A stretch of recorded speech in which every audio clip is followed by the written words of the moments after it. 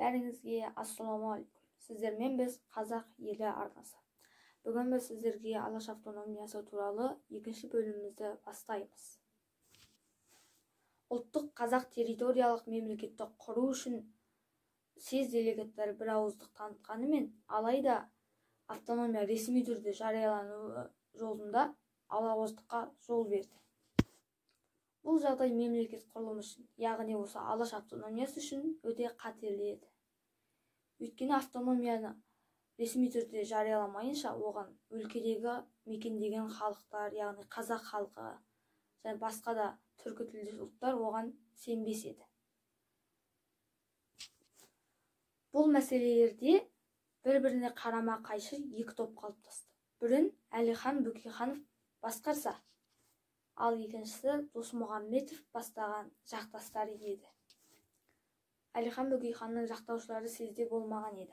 Және де Қазақстанды мекендейтін орыстардың қазақ даласына кетпейінше автономия жариялауды кейінге шегерту керек еді.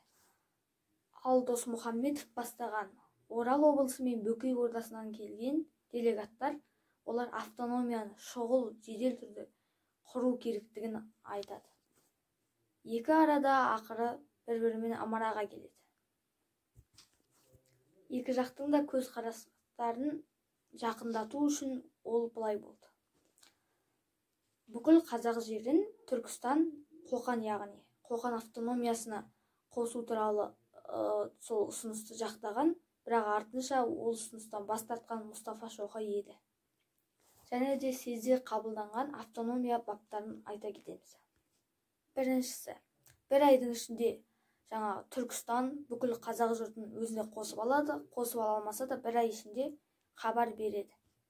Екінші, бір айдан кейін қазақтар, яғни Алашорда үкіметіне қосылмаса, бағынбаса, онда әркім өз күндерін өздері көреді.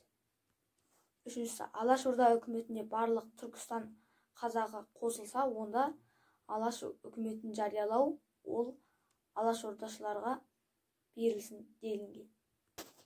Екінші, бүкіл қазақ съезінде Түркістан қазақтарын Алашорда үкіметіне қосу және қосылмау үшін, соны талқылау үшін Сырдария съезін шақыруға ұйғарады. Тынбай еңбек еткен өзіміздің осы Алаш үкіметінің зиялылары соңында қалай құлағанын, Алашорда үкімет, ол кісілердің артынша жағдайы не болғанын сіздер айтпасақ та білесіз. Қанша айтсақ та ол кісілердей білімді азаматтар бола алмаспыз.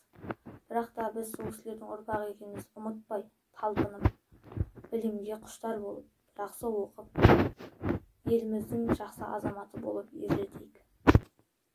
Еліміз дамысын десек, осы кісілердей тынбай еңбек етейік. Бұл кісілердей бола алмасақ та еліміздің қарқынды дамуына үлес қосайық. Және осы видеомыздың соңын Әлихан Бөкейхановтың сөзімен аяқтамақшымыз. Ұлтына қызмет ету мінезден. Видео ұнаса лайк басып арнаға жазылып кетейік.